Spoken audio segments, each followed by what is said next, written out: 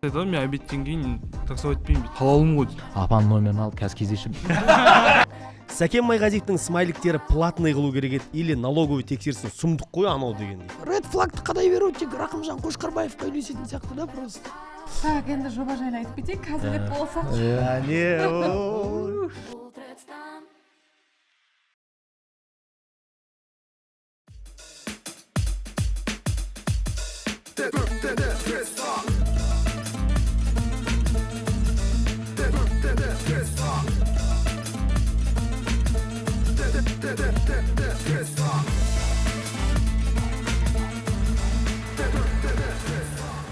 Шоумен, актер, мықты әзіл қой.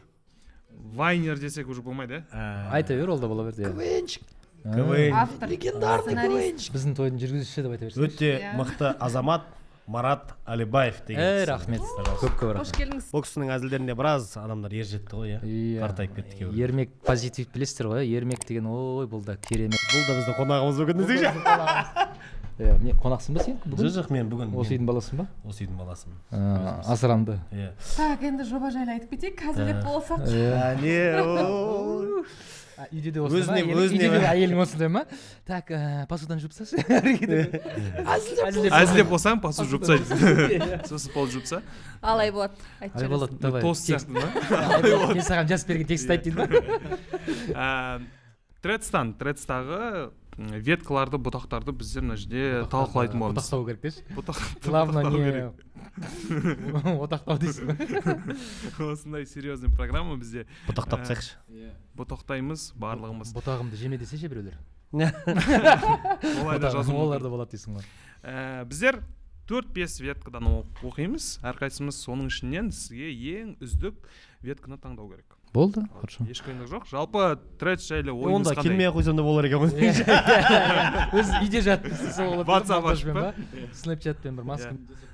Тредста барсыз ба жалпы? Тредста бармын, бірақ мен кірген кезде көрем негатив біреуді жеп. Мне кажется, бар ғой, тредстағы андай бір не сияқты, мен өзім фантазиямдан да тура ана Уолл-стритта кинода болады ғой, ана биржа, помнишь? Бүкіл ау тұрады да, и бір главный табло болады ғой, тұрады да таблода костюм шалбар киіп былай. Так, анау бірдеңе деді. Так, анау бір, так, все, команда, хава, жейміз. Cancel, ма? Go. Бәрі телефонмен. Сондай сияқты бір андай бір үлкен орталық сияқты. Мүмкін сіздің лентаңыз сондай шығар. Жоқ, жалпы мен тредсқа кірген кезде көрем ғой, біреу негатив, біреу жайлы, біреу анау абьюзерлік бірдеңе. Сіз тредске дәретпен кіресіз ба? Оң аяқпен сразу. С ноги, да? Иә, с ноги. О жақ ондаймен кірмесе. Көрем, оқимын и сонымен шығып кетемін. Ештеңе жазбайсыз былай. Жазайын десем қорқам дейді ма? Жоқ, қорқатындым да жоқ. Сіз наоборот жақсы юморисіз ғой. Текстовиксіз, шуткалар жазасыз, көптеген текстовый. Осылай. Соны просто күн сайын бір шуткадан салып тұрсаңыз, сіз тредске кірем дегенше анау сізге кіріп кетті ғой кәдімгідей. Мен тредспен базар жоқ кіреді. Жоқ, қорқатындым да жоқ да, неге қорқады да, просто главное. Дұрыс айтасың. Күнде практиковать. Акиматта жұмыс істемейсің. Не, Қайрат негізі дұрыс айтады, бірақ мен сол форматына ене алмай жатырмын, кірейін деп, негізі бір бас кіріп жасау керек негізі. Онда бір жақсы просто адамдар качествосына қарайды да. Иә, дұрыс айтасың. Ол жақтың интеллекті басқаша. Баяғы былай қарағанда не еді ғой, Твиттер бар еді ғой? Твиттер ғой, бірақ жоғалып кетті бейшара. Шетінеп қалды ма, не істеді ол? X болып кетті ғой. Сіз тредсқа кірген кезде келіңіз, иә?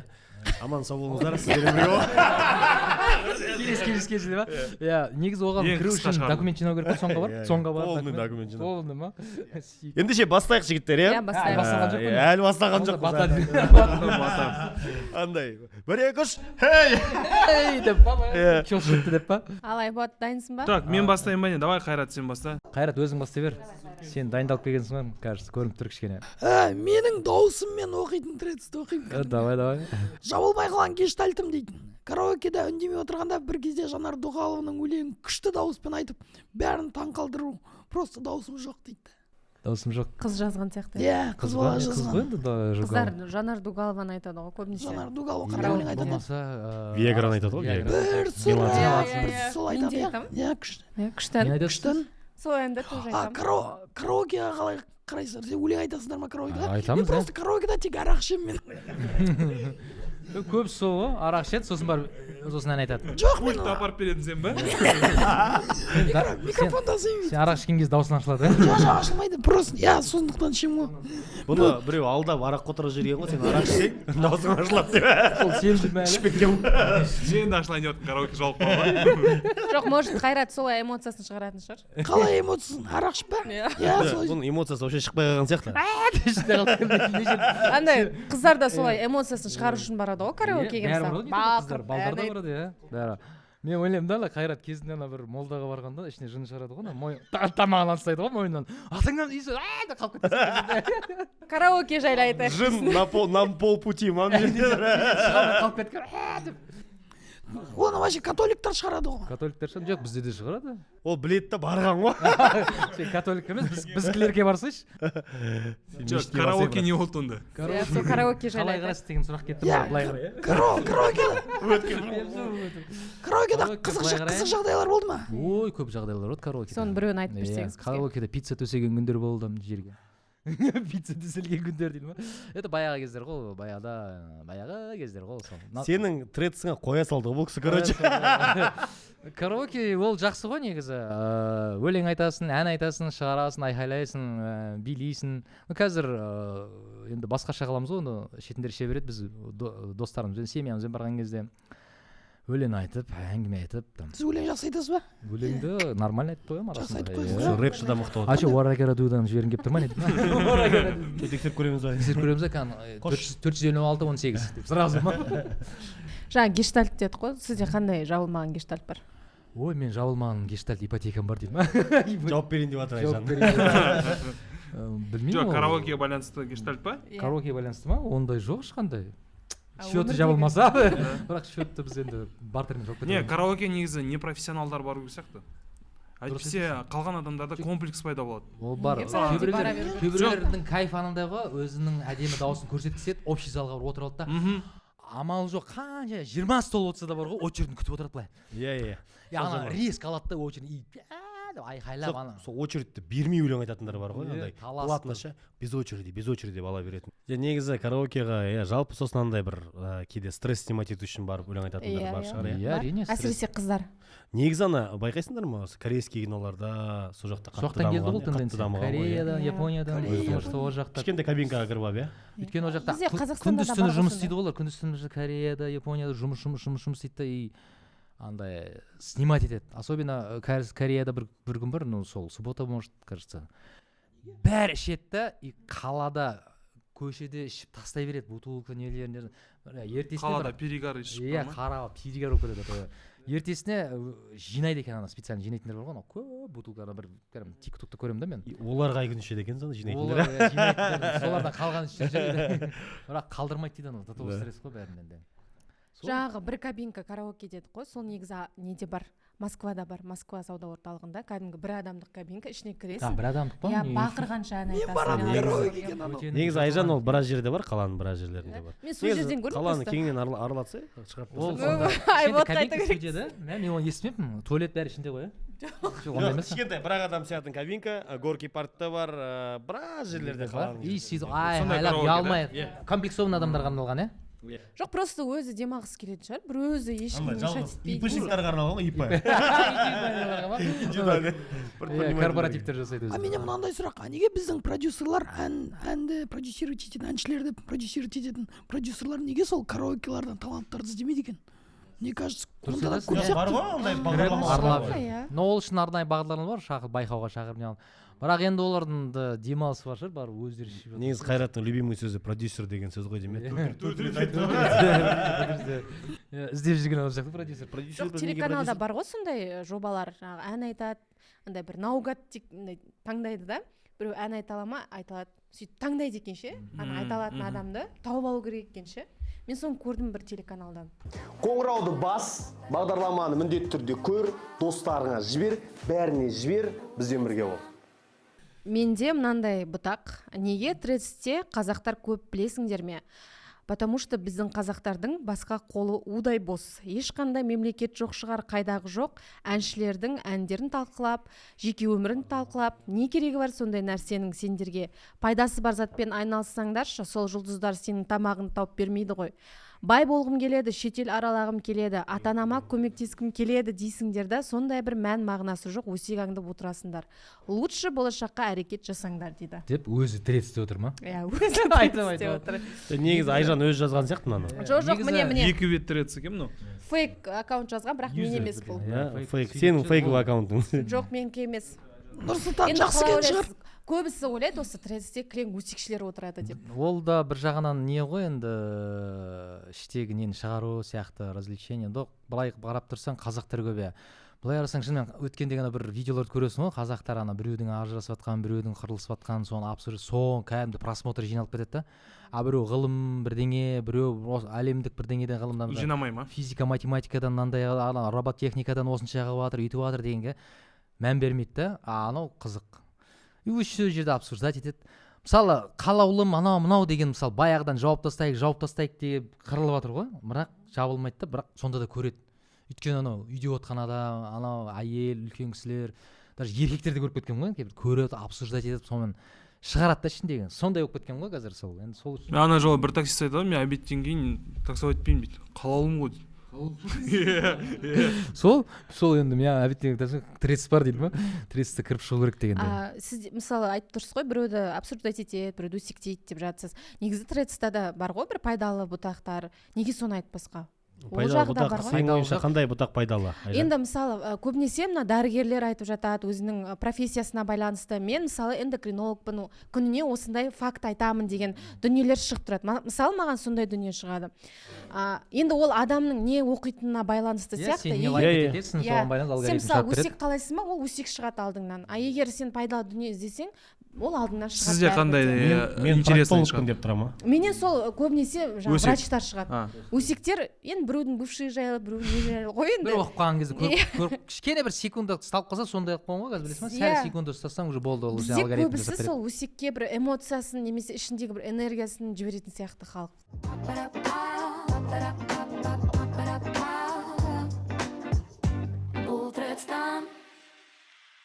Сәкен Майғазиевтің смайликтері платный қылу керек еді или налоговый тексерсін, сұмдық қой анау деген дейді. Смайлик жазады ғой, иә. Кітап қой, оның смайлик білесің ба? Кітап жазуға. Ол андай новый смайлик шығамады тексеретін сияқты сразу ше. Кстати, ол караоке барғанда смайликпен айтады. Безлимит шығар ол кісі. Сосын сөйлескен кезде смайликпен сөйлесетін сияқты. сөйтіп жауап бере ма? Иә, гонорарды смайликтермен дейді ма? Ол өмірде де сондай күліп, андай бүкіл эмоциясын шығарып жүретін адам сияқты. Мен өмірде көрген жоқпын, бірақ енді Негізі көресің ғой ол посттарынан. ағамыз өте сөздік орау кішкене әдемі, шешен, андай иногда оқисың ғой кейбір посттарын әдемі келтіреді. Кейбір кезде ол шаршап кетеді, қолынан кейін қол бос болмайды. Мүмкін балалар бар, анау бар. И сөйтіп Прикиньде бәрі балалар болса. жағынан ол да сол прикол ұстап алған шығар, халық соған прикол ұстап отыр деп. Андай қазір бар ғой, ана көзінен бүйтіп жас шығып тұрған күлетін смайлик қазір неге отменаға кетіп жатыр ғой, байқадыңыз ба? Соны ма отмена жасап жатыр ма? Неге? Соңға барып Ну, бір кісілер соны көп қолданады ғой, андай. Қолдана берген Қатты күліп тұрған смайлик ше. Андай барады ғой, әжелер сол иманды болсын дейді, сондай жерде. Жылап жатырмын деп ойлайды. Жылап жатырмын деп ойлайды. Агасы угорает. Угорает, оны байқамайды көз бүйтіп ол кісілер. Ал сіз біреуге жазған кезде сондай бір смайликтерді қосып жазасыз ба? Әрине қосам. Стикерлар жібересіз ба? Стикерлер жіберем, қосам, бәрін қосам ғой. Мен иногда тоже за рулем кетіп барады. Смайлик жіберсеңіз флирт екен деп қалмай ма оны? Жоқ, светофорда тұрған кезде сол неге видеоға байланысты, постқа байланысты смайлик жібересің ғой, поддержка. Мысалы біздің Айболат клиенттермен жұмыстағы сондай смайликпен араласады бар ғой. Он шифруется. Таңғаламын кейде, қалай сен танымайтын адаммен смайлик арқылы. Может, сол шоу-балеттің қыздармен шығар, байқамадыңыз ба сіз? Бәрін ашып берген ба? Жоқ, жалпы. Осыменен стоп. Все, я поехал. Поехал, шоу-балет. Илеп жатыр. Смайликпен Жалғыз сөйлескен мен дұрыс қой. емес екен ғой, біледі. Жоқ, Сәкен Майғазиев смайликпен сөйлеседі. Жалпы Айболат бүкіл өнер адамдары смайликпен сөйлеседі деп қорғап жатырмын да. Айболат өнер адамы ма не? Басқа оның бір ғана өнерін ғана біледі дейді ма? Басқа өнер Жалпы білмейді екен. өнерде ғой енді. Ар жақта бір Донер адам мен, Донер адам. донер адам. Давай, Айболат. Айболат, давай, ты ж можешь, ты можешь, я знаю, не можешь. Продолжай, да? Так, не останавливайся. Бірге көтерілейік дейтін жігіттер red flag дейді. Бірге көтерілейік деген жігіттер қалай Смотря сонда? қандай жігіт қой? Ну, андай бар ғой. Достық қарым қатынасы бірге Өзі, короче, андай порожняк днода жатыр да. бірақ Жоқ, жанында қыз жазып тұр қыз ғой оны. дейді ғой примерно Иә, сондай. өзі иә. то Бірге есть көтерілейік жігітті бірге көтереміз бірге типа ана Макгрегордың историясын естіп алғандар ғой примерно. тұрмыс Чё-то құрып қазір ред флагты бүкіл жерге қадай беру көбейіп кеткен жоқ па? Ред флагты қадай беру. Green flag, red flag деген қалай вообще? Ред флагты қадай беру тек Рақымжан Қошқарбаевқа үйлесетін сияқты да просто. смотри Сильно, сильно. 9 бай шығарамыз. Сен басқа уровень екенсің. Сен акиматтың адамы емессің ба? иә солай айтады ғой ана Под прикрытием ба? Жаман дайындалып келген ғой мынау сұмдық. Негізі қайдан шықты сол red flag, green flag деген? Сосын андай сленгтер ғой шетелден келген жар ғой Иә. бәрі сол батыстан Қарақалпақстаннан келген дейді ғой. иә сол жақтан ана неге объектілерге қадау үшін ба объект біздікі деп па біздің объект деп жалпы сіз келіншегіңізбен бірге көтерілдіңіз ба? әрине бірге көтеріліп бірге түсіп бірге сорысып десең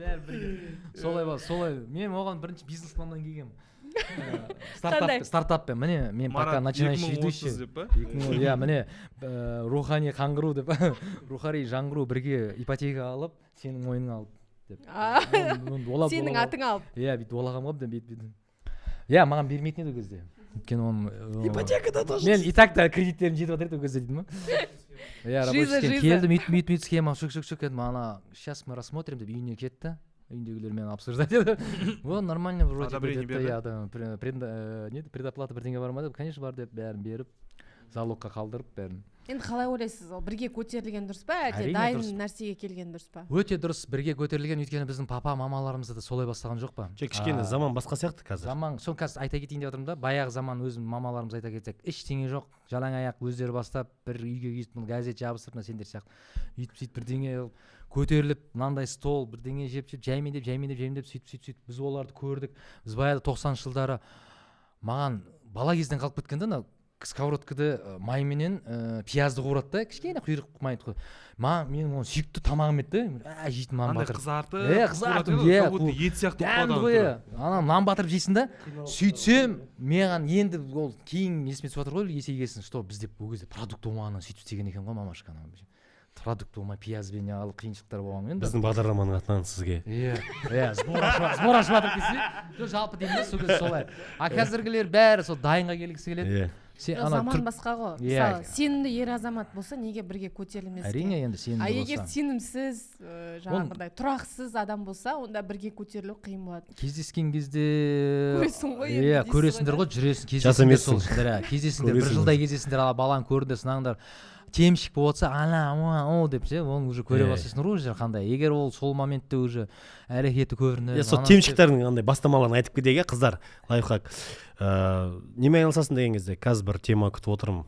Жоғары жақтан хабарласу керек. Звонок күтіп отыру керек. сигналдарды айтып Жұмыс күтіп отырмын дейтіндер бар ғой. Сенбеңдер. Сосын тағы қандай бар еді? алло сәлем қайдасың кездесеміз бе бүгін блин бүгін мен ана бір кісілермен кездесуім бар еді бір по деловой встрече оларды ана ол жерде Жоқ, ана Астанадан келген үлкен кісілерді күтіп отыр едік қой. Мен жұмысым бойынша. ана кім мага сияқты ана кім деген бар ғой байгайста балапан мен ана қазір ана ағашкілермен саунаға кіргізіп солардың ана әрекет жасап ағалар ғой ағалар олардың алдынан жүгірмесе болмайды ертең олар келек бізге деп деген темалар ғой сол Міне Сосын қыздар, сендерден ер адам қарызға өздері ақша сұраса айтып отыр, бермеңдер. иә. Иә? Дұрыс емес иә? Жалпы жүрген қыздарынан қарызға ақша сұрайтын Иә. жігіттер бар екен. Олар туралы жазылған да біраз. сосын иә Менен сұраған ай үйге болды домофонға звондап сөйлесіп тұрса Стоп, осы жерде қалай? Айболат сенен сұраған. 20 мың теңге сұрады менен. Жүрген кезде ма? Иә, енді үйленейін деп жатқан кезде 20 мың Бір теңге қызға сұрады. бару керек қайтарды болды. ма Бір қызға бару керек болды ол кезде. Ақылды әңгіме айтып отырмын деп ойлап отырсың ғой енді.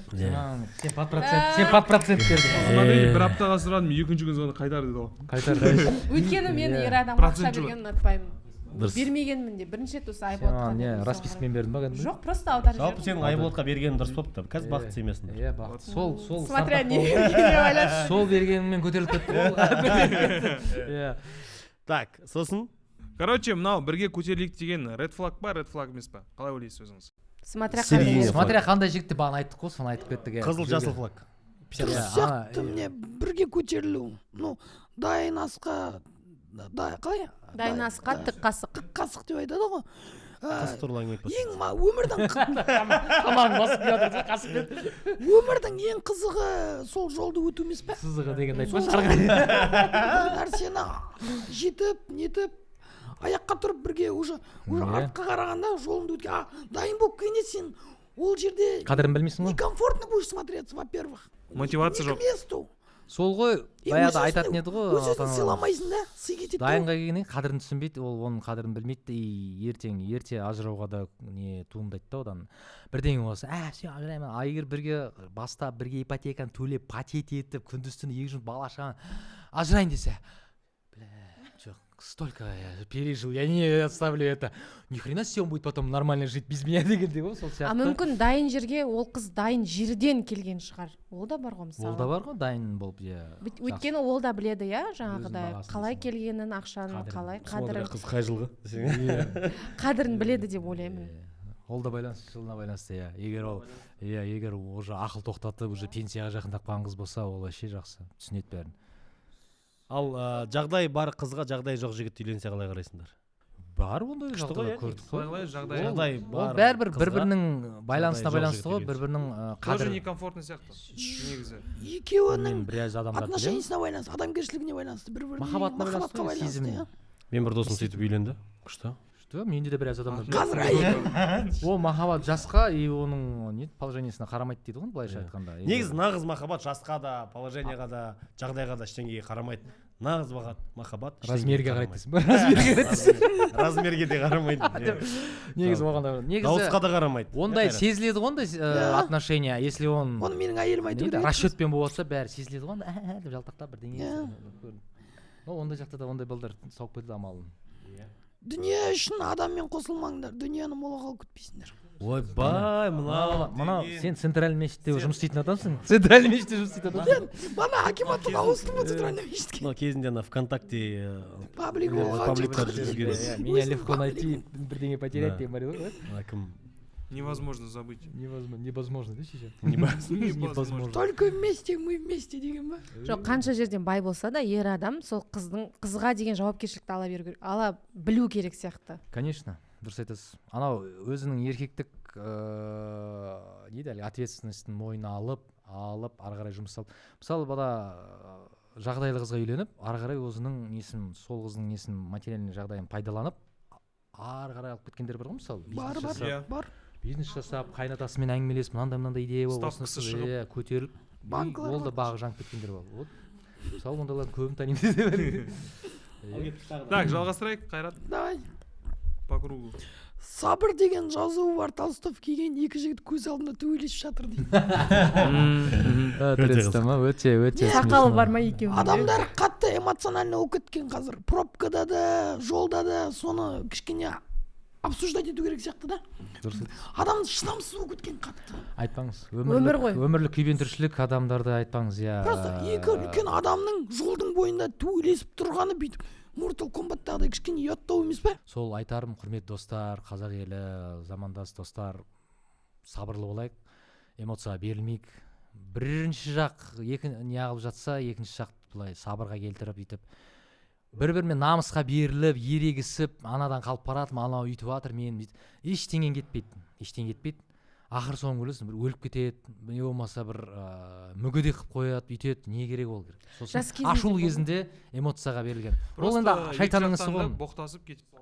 Просто заявление жазып екі жақтан болды, үндемей полиция шешсін, болды. А сіз жас кезіңізде сондай жағдайлар болды ма? Болды. Тіресіп қалған, сөзге келіп қалған. А қалай шештіңіздер соны? Жолда төбелескеніңіз болды ма? Жолда болды, ерегісіп, бірақ бір кезде Төсекте төбелестіңіз ба? Төсекте. Енді жағастасып қалған кезде, бірақ кейін тоқта не істеп жатыр, ойбай, что мы делаем деп. Что мы делаем деп бірге.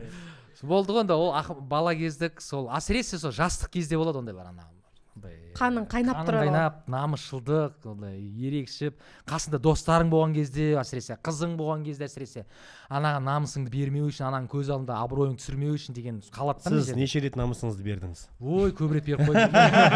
Көп рет деп. Сөйтіп, болды, не істеп жатырмын деп сабырлыққа келіп, ондай кезде әсіресе, сондай кезде ғой, әсіресе шайтандар келіп, араласып, сондайға өзінің миссиясын жасайды. Соған берілмеңдер, соған жол бермеңдер, достар. Біздер күш сыйлайтын қоғамымызда, сол жаманда. Күш сыйлайтын қоғамымыз. Ол қоғамды өзгерту керек. Күшпен мәдениет, өнер, кәсіп, идеяны сыйлайтын қоғам болса, ол қоғамды болашағы одан да күшті болады да. Себебі күштілікті неге адамдар төбелеседі? Өзінің күшті екенін көрсету үшін ғой. Мықты екенін, күшін тасып бара тұрған. Эгосын жеңе алмайды ғой кейбір адамдар. жиі төбелеспедің бұрын? Мен көбінесе таяқ жейтін. Сосын жоқ, мен көп төбелеспеймін. Айболат сен Дауысың кесіп. Я сабырлыққа шақырып нетіп, бүйтіп пистолетті алып шығасың да бүйтіп сабыр Сабыр деп па? Өзіңе ойнап айтамын. Бірақ ондай адамдар мына өзінің ішкі эгосын баса алмайтын сияқты, біреудің алдында бір басы иіліп қалғанын, соны бір мойындағысы келмейтін сияқты, көбінесе ер адамдар. Кейбір кезде де бар ғой, брат, болды, сенікі дұрыс, сабыр. Қоймай ма бірақ? Одан сайын, сен мен сонда кім деп тұрсың деп, вообще түсінбейтіндер бар ғой. Сонда да соны ұғыңдар, дұрыс достар. Біріңді қазақ, бірің дос, көрмесең істің бәрі бос. Дайындалып келсің ғой сен. Сен бала күнделігіңді әкелші. Саған дайындалып кетті мына жігіт. Ішіп пысып жүрген бала екен ғой. Так, менде мынандай бұтақ. Маған кәсіптен сообщение келді дейді. Бір ауыз сөзбен вообще төбелеспейміз. Или рингқа барып төбелесу керек да. Өте дұрыс. Мен ондай кезде шын дұрыс айтасың. Мен тренировкаға барамын, груша ұрам, эмоцияны солай шығарасың. Темір көтер. Сдача бермейді ғой. Иә, бермейді. Негативный эмоцияны солай шығару керек та. Потому что мына күйбең тіршілікпен түсінемін. Оңай емес өмір. Жұмыс істейді, ана жақта істейді, кредит бар, үйге келеді, бала шаға бар, анау бәрі на нерві. Арасында бір ұрмаңыздар. Грушаны ұрыңдар бар, патыр-пұтыр етіп. Жалпы бір ауыз сөзбен айтқанда төбелеспейік, бірлікте өмір сүрейік, төбелес болмасын, тыныштық болсын. Ауызбіршілік. Бір қазақ болайықшы достар, шынында да. Айжан, менде осындай бұтақ. Соңғы кезде байқағаным, Алматыда оқушы жасөспірім ұлдар қыздар боқтап сөйлейді. Аулада, көшеде кетіп бара жатып, жанымда ел бар, жұрт бар деп ойламайды, ауыздары былғаныш дейді. Аузынан ақ иттер, фокусниктер ма? Жалпы қалай ойлайсыз, қазіргі жасөспірімдер мен бұрынғы жасөспірімдердің айырмашылығы жер мен көктей деп атады. Деп дұрыс айтамыз. Сіз мысалы балаларыңыз нешеде? Мен өз балаларымдан айтам, көрем, оны байқаймын. Өйткені мен мысалы өткенде кетіп бара жатырмын да көшеде, бір апа кетіп бара жатыр сумкасымен қиналып. Бір жас балдар, школьниктер ғой, бір подростктер. Кетіп бара жатыр. Бала бірдеңе деп боқтаспаған ада сен айтқандай өтіп кетті кемпірден ойнады. Даже кейін қақып кетейін деп бір өтіп кетті. Сосын ей дедім да мен. Қарасаңдаршы, жол хотя бы өтіп. Мен айтам, апа, көмектесіңдерші маған, көріп тұрсыңдар деймін да. Апа, көмектесеме, ана бейшара апа бүйтеді. Оған видимо давно ондай айтпаған ғой, таң қалып жатыр осындай. Ұрлап кетеді деп ойлап жатыр. Ондай немен көмектесейік деген баяғыдан келмеген ғой, значит, давно көрмеген. Ой, қорықпаңыз апа, көмектесіп, балам давай деп көмектесіп, анау біраз жүріп подъезден апарып тастадым. Ол өзі шынымен де бұндай давно көрмедім. Айналайын, сен кімсің деп әңгімелесіп алып, апаның номерін алып қазір кездесеміз. Мен кәдімгідей беріліп тыңдап отырмын. Соның пенсиясымен өмір сүріп. Просто соны айтайын деген ғой. Квартиру перепишу дейміз. Соны айтайын деген, біз баяғыда есімде де көтіп баратса үлкен кісіге көмектесіп, алдынан кеспеу деген. Бізде мектепте әдеп деген сабақ болатын.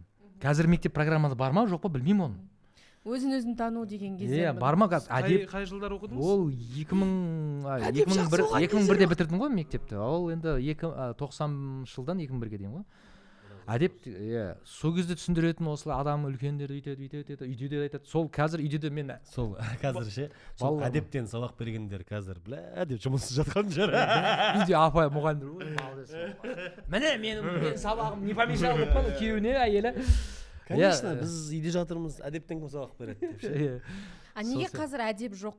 Осы ол үйдегілерге де айту керек. Мен де қазір үйдегі әрекетті жасап жүрмін, үлкендерге жол бер, үйтпе, бүйтпе деп. Мен айтамын не үшін қазір жоқ. Сол отбасынан басталады деп ойдамын. Өйткені қазір көбінесе балаларына мән бермей кететін, ол мысалы ана тәрбие үйден басталады. Үйден басталады, қазір интернет біреулер всякий пишет. Негізі ше, өздеріміз боқтамай сөйлесек, бәрі үйде нормально болады. Көбінесе өзің боқтап қоясың ғой үйде. Интернетте мен сөйлесіп боқтап жүресің. Ол болады, болады.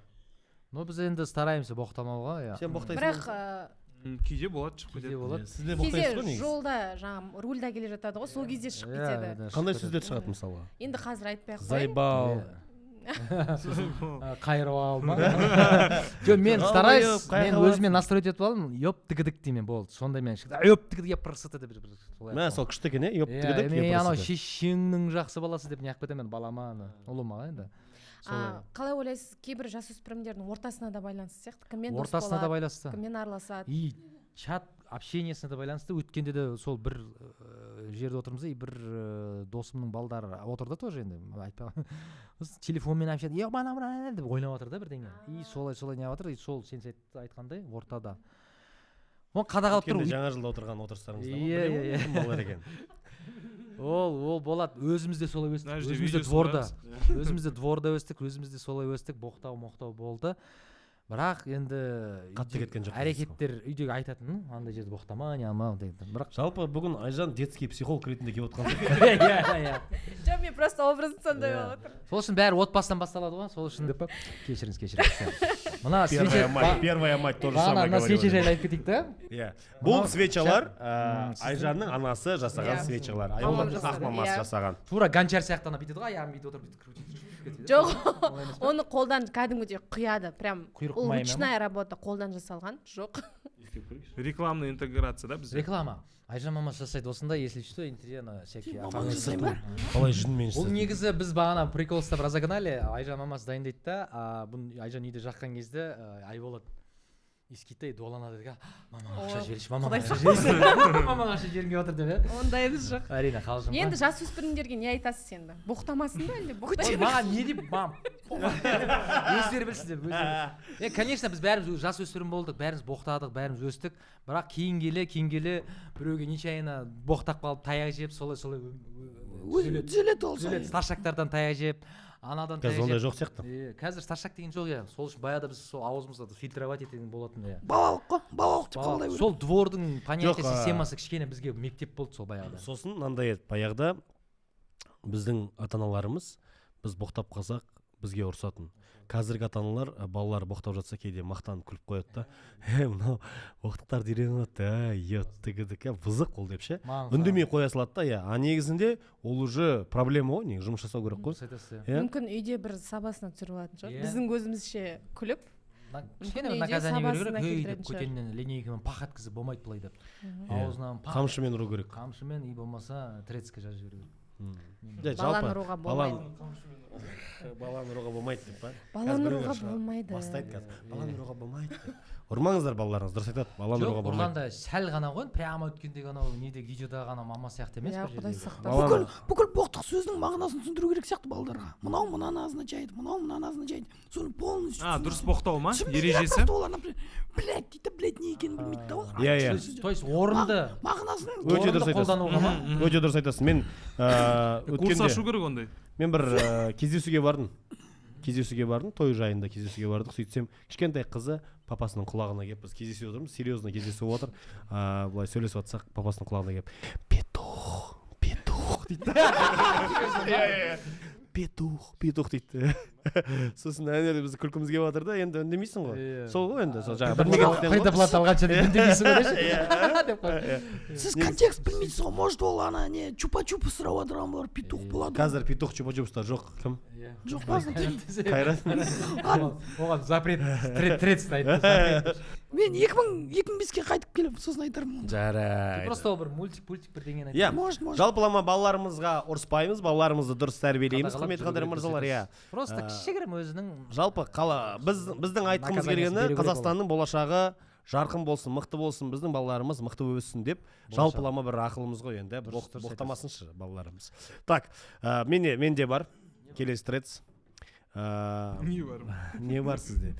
Так, мертвый сезон деп 11 ай бойы айырып жүргендер айту керек қой дейді да. Мысалға, январь-февральда кейбір, мысалы, өмірі вообще порожняк қолап жүрген жігіттер қазір мертвый сезон ғой деп айтады ғой. Солар как будто басқа айлары нормально ұштап жүргенде ма? Нормально жүрген адам сияқты. Темшіктер. Темшіктер. Жалпылама тек қана сол 11 ай, 10 ай айырып жүрген адамдар айту керек сияқты. 11 ай мертвый болып, да? А так үйде диванда жатып, январь-февраль мертвый жатыр, что-то деп. Просто ешкім еріншек қарызға қой. ақша бермейді деп па? Негізі, менің ойымша, ешбір жалпы адамда бір мертвый сезон деген жоқ, ешбір кәсіпте өздеріңіздің еңбек еткендеріңізге байланысты, жаңа бар ғой, еңбек етсең емерсің деп ше.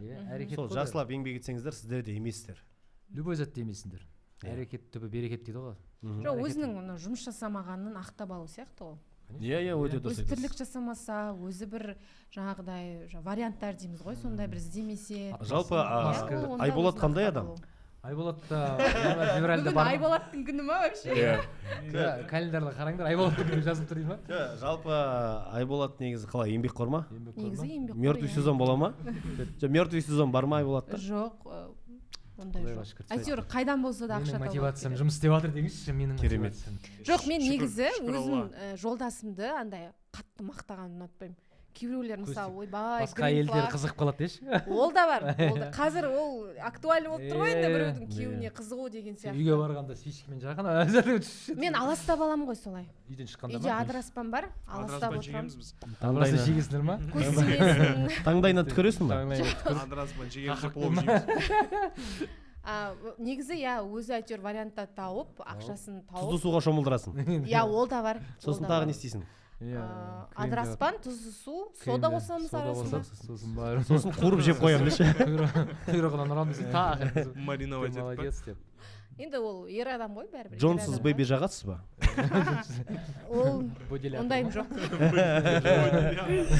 күлгенде араны жағатын сияқты. Біз кәдімгі Айболат мақтап отырмыз. Мақтаған сайын кәдімгідей бүйтіп. Айбалақтың шашы тұрып жатыр, арты бүйтіп жатыр. Мен вообще өзімді мақтаған кезде не знаю как себя чувствовать. Мен сол үшін мақтамаймын ғой сені. Иә мен Жерге қай жерге тікірерін білмей қаласың ба? Той жүргізесің де ана той естісің. Ой Айболатқа рахмет анау мен вообще не істерімді білмей қаламын. Келесі сигарет кеткен ба? Кетесің ба?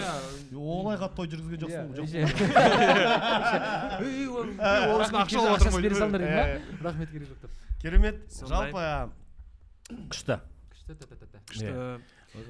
Жалпы Мына операторлар 12 ай бойы бойы 12 ай бойы жақсы сезон болсын, мертвый сезон деген болмасын, ешқандай бір кәсіпте ешкімде, иә. Жалпы ерінбей еңбек етейік жігіттер, қыздар. барлық қазақ елінде Ермек күшті бітіреді да сондай. Иә. Точкасын Батасын қойып береді. береді. Менің әйелім де айтады, сен күшті бітіресің деп. Аман сен бітіре бер. Басқа не дейміз? Енді ол жағынан. өзім білемін дейсің. Жоқ, 30 плюс әңгімелер кетіп жатыр ғой. Айжан кетіп қалған, Айжан бір мужик айналып барды ма? Мынандай әңгімелерден кейін. Қысқы олимпиадаға елімізден қатысатын 36 спортшының тек 7-еуі қазақ екен. Құраманың қанша бөлігі түбі ресейлік екен. Мен Есеп па мынау? есеп қоя. Периметрін табу керек. Легионерлер ма ар жақтан алынған ондай спортсмендер? Мен мына постты неге оқып жатырмын? Менің ойым мынандай. Бізге өтірік кумирлар керек па? Или мысалға мен қазақстандық ретінде мен олимпиадада басқа жарыстарда біздің елді қазақстандықтар представлять етсе деймін да. Біздің дюшселардың жұмысын, спорт школдарының жұмысын көрсететіндей. Басқа өзге ұлт болса да бірақ қазақ елінде туылған, өзімізде туып, өзіміздің нанын жеп дегендей. Иә, Геннадий Головкин сияқты. Өзге ұлт болса да. Қазақтар вообще өздерінің балдарын всех одинаково любят, независимо от национальности, я замечаю. Бірақ бізде қазір теннисисттар бар, көптеген өзге елде. жоқ, енді мынандай нәрсе ғой, кейбір спорттарда, сен дұрыс айтып отқан жоқсың бір жағынан Қайреке.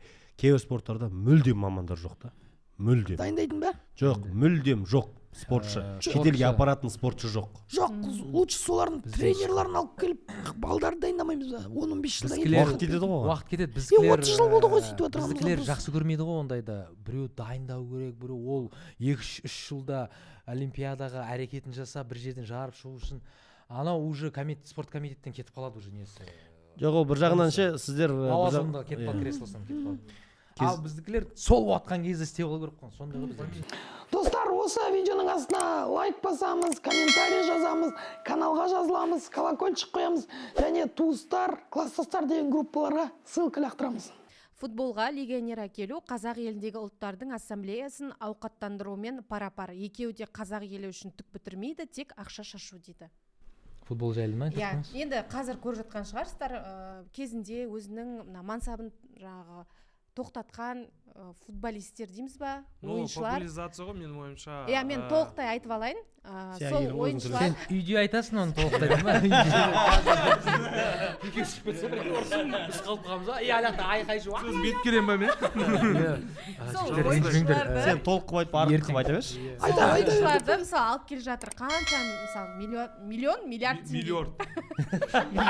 Миллиард. Миллиард теңге. Сен әйелің тілмен жұмыс жасашы. иә Жаратылып жатыр. соны әкелу дұрыс деп ойлайсыз ба, немесе бұл бір мақтанкершілік па, бізге осы келе жатыр, осы ермек ойнайын қазір деп ғана айтып жатыр кетті деген примерно сияқты. сол ғой енді, ол да сол. сен түсінбейді екенсің десе. Жоқ, бұл футбол ғой. Ол да қызығушылық танытып жатыр, футболды дамыту қазақтан. Мысалы қазір соның арқасында Қайрат футбол командасының жақсы ойыншылары бар. Қапқашқа. Ол жерде қазақ балдар көп қой. Академия, ол Қазақ жерде балдар. академия инфраструктура бар. Ну, Тек Қайрат Қайратта бар. кезінде солай істеді ғой. Ол істеді ғой енді. Тимощук, Бастады, иә. Аршавин, Аршавин, Вагнерлав иә. бәрі солай келді. Яғни Қайрат бұрын жасап кетті, иә, иә, оны? жасап кетті. И сол мысалы қазіргі Дастан Енді Сатпаев, Европаның Қасаболаттар бар Евролига ғой. ілінді. Соларға қарап примерно өсті ғой. Академияда болды ғой жас кезінде. И соларға қарап кішкене мотивация алды. Бірдеңе үйренді. Соны үйде айтыңызшы. Иә. Үйден айтып келмейсің Жүр, үйге барамыз. Үйге барамыз, такси шақырсын. Жоқ, Ақтөбеде мысалы қара, Иә. болельщиктар полный стадион болып жатыр. Тек қана презентация келіп жатыр. Қызылордада өмір легионер келмеген. Солай болып жатыр. Ну тоже это популяризация, зато бүкіл әлемде біледі біз мысалы Қайраттың арқасында осы жылы бізді әлемде Европада біліп Қазір жатыр. жас Реал таланттар Мадрид соған қарап емес. ойнап қаншама жас таланттар шығып жатыр. Мысалы бізге келді мына жерде өткенде анау талғар барып баня баратқанда Атлетико Мадридтің базасы Иә. бар екен ғой. Біраз Иә, болды. Мен оны Негізі сол ол жайында да айта кететін дүние, негізі мен бір түсінбейтін нәрсем бар да сол жерде. сол Сол талғарда. база, иә, сол база. Атлетико Мадридтің базасы. Ол бұрын біздің бокс федерациясының базасы болатын. Қазақстанның бокс федерациясы. Енді солар қай жерде дайындалып отыр екен деймін да қазір. Олар түстен кейін ғой. Түстен кейін ма? Числительность Жоқ, номинация негізі сияқты деймін да, ма? мысалға жалпы осы бір жер салынған кезде бұл енді бокс федерациясынікі деп салынады. Оның ішінде стадион ештеңе болмайды. Енді одан кейін қазір алады да Атлетико Мадридқа берді. Енді оның ішінде енді қалай болады? Өңкей бәрі. Оларға басқа Енді арендасын төлейтін шығар хотя бы. Бізге боксқа өте көңіл аударады ғой. Әйел азамат ретінде ойлайды екен ана кісі ше. Арендасын төлесе болды емес па? Ақшасын берсе болды ма? Жоқ, енді шын ғой, енді жайдан жай тегін бермейді ғой кез келген В нәрсе. целом дұрыс қой осындай әлемге танымал футболшылар. Бәріміз ортақ Оның қолымыз ішінен қаншама талант Қазақстан алға деп айтайықшы. свечканы жағып деп күйдіріп еще қолымызды. Күйіп жатқан иіс шығарып өйтіп жатқан. Сосын еліміз туралы бір флешмоб. Иә. Өзінше алтынға бітіргендер не істеп жүрсіңдер? Пиздес оқып едіңдер ғой. 5 парыз ұқсап көшіртпей қаям жеп. Иә, 5 парыз ұқсап деп. Иә. Көшіртпей 5 парызын ұқсап көшіртпей қаям жеп жүріпті да. Енді. Таза мынау. Нешемен оқыдыңыз сіз? Мен ба? 80-мен десе. Аль-Фарабимен Аль-Фарабимен 80-мен оқыдым ба? Жоқ, расымен мектепте қандай баға? Полтора X-пен дейді. WhatsApp-та. Қандай баға негізі ударникпін, ондай нем жоқ, қандай отличник емес. Ударник деген күшті. Ударник сол кезде. Барабачком. Иә, мен негізі ана мұғалімдермен сөйлесіп мен андайым бар еді, мен деп таққанмын. Мысалы мұғалім сабақ айтып отырды ғой, соны кәдімгі жаттап аламын да, үйге оқымаймын, соны 2-3 күннен кейін тағы сабақ алады ғой, соны дәл солай айтып беремін ғой. Сәл ғана кішкене оқып көріп жүремін, керек жер. Память жақсы, мен ананы тыңдап отырамын да. Жалпы алтынға бітірген адамдардан көшіретінсіз ба? Ой, одан талай көшірдік қой. Особенно ана бірінші вариантта отырғаныңыз бәрі бірінші вариантта ауысырып. Мұғалім біледі, неменеге беріп отырсыздар? Даже екінші вариант болса да бірінші вариантты жаза алады. Білмей қалады деп. Сосын да білмей қалады. Өтірік жақсы оқитын қыздармен жүріп көрдіңіз ба мектепте? Ой, мен әйелім сол ғой десең. Мен до того средний оқитын едім. И үшінші қатардың ең соңғысында отырамын. Сенен ешкім сұраған жоқ қой бұл? Осылай бәрін, ну вообще деймін вообще. Осылай апай бәрін сұрап шығады, есептен қарап шығады да, осылай қарайды да, маған қарайды да, чуть-чуть отвращение болады да. Болды, издалека отвращением кетіп қалады. Жалпы саған деген отвращение бұрыннан бар екен ғой. Мынандай сезініп қаласың ба, бір бомбыр сияқты болып. Қайрат, сен нешеге оқыдың? Мен 3-ке, 4-ке, 5-ке. Мектепте оқыды десе. Жеті бұда оқимын десе. Мен нормально оқыдым мен. Жаңа айта берсейші. Маған қиын болған жоқ, бірақ маған скучно болды очень школда. Мен неинтересно болды. А не интересно болды? Инвалидтер мектебінде оқыдың ба не? Ең қызық сабақ русская литература болды менде. Қиын? Иә. Менде русский литература болды. И мен соны жақсы оқитын. Кітап Кітапқа оқитын да мен. маған русский язык қиын болады, потому что мен русский языктан білесіңдер ғой, окончанияларын өздерің білесіңдер ғой. Только корень ба? Корень ғой менікі, корень, суффикс, бәрі вообще Андай бұрында бар еді ғой, жақсы оқитын қыздың қасында жаман оқитын емес енді, жаңағыдай 3-ке, 4-ке жаңағы Сенің тартатын. жанында кім отырды? Менің жанымда Асылбек деген сыныптасым отырды. Ол жақсы оқитын деші. ол- Ол жақсы сөйтсе өзім. Сәлем Жоқ, иә, Асылбек сәлем. ол менен көшіреді Саған енді рахмет. өзі сап сары бала болды негізі ол Сенен біле ма? көшірді ма? менен көшіріп жүрді мен алтын деген қыздар көшіреді деген слабый класс ма? типа маркетинг па сонда сен одан аладан десем ол мұғалімнен бізде алтын деген қыз өте жақсы оқыды білмеген жерімізде ол бірақ андай кейде болады ғой бір жадный адамдар ше айтқысы келмейтін ол бірақ бәрін айтып бізге көрсететін ақшаға Иә. бірақ жоқ за Тегін. продукты деші Алтын ол газ кезде қайда? жоқ қой Алтын газ қайда? алтын қазір қателеспесем Қызылордада өте жақсы жерді оқу орнын бітірген әлі тұрмысқа шықпаған сияқты сол сәлем әлі жолдаймын көшірді ма Не деген андай күшті қылып айтты Иә. әлі тұрмысқа шықпаған сияқты Сияқты. чего ты добилась? осылай арам ойлайсыздар иә а у меня рядом Айболат Айболат он у меня теперь көшіріп жатыр дейді Уже сәлем айтып қойыңыз атыңыз алтын сәлем алтын Асылбек сәлем алтын Асылбек сәлем Үйленгеннен кейін бақытты күйеу бақытты әке деп неге инстаграмға ер азаматтар жазбайды дейді. несіне ма Иә, басының андай болады. заголовкасына енді Мама. сұрақ неге жазбайсың мама троих детей Мама, счастлива иә, ангелочек деп жазады. ангелочек, Неге иә. ер адамдар сөйтіп жазбайды? любовницаларына обидно өйтіп болмау жазса үшін гей деп ойлап қалатын шығар десем болмайды негізі жазуға болады иә бірақ енді біздің ана ер Неге азаматтардың скрывать етеді ер адамдар көбінесе? скрывать скрывать етпейді еткен емес Сондай. андай бір біздің еркектік андай бар ғой рамка бір жазсаң как будто біреулер бірдеңе деп Слабый ойлап сияқты қалады. көрініп Иә. қалады.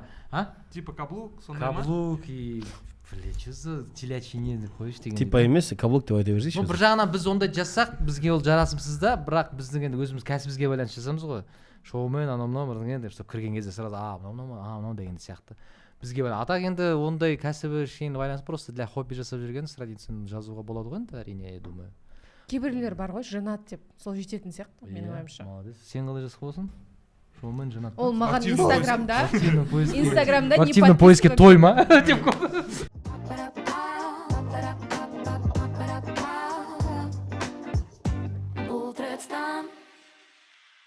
жоқ жалпылама қорытындылай келе мәке жалпы біздің бағдарлама сізге ұнады ма бұл қоғамға керек па керек емес па шынында негізі өз ойымды айта кетсем сендер?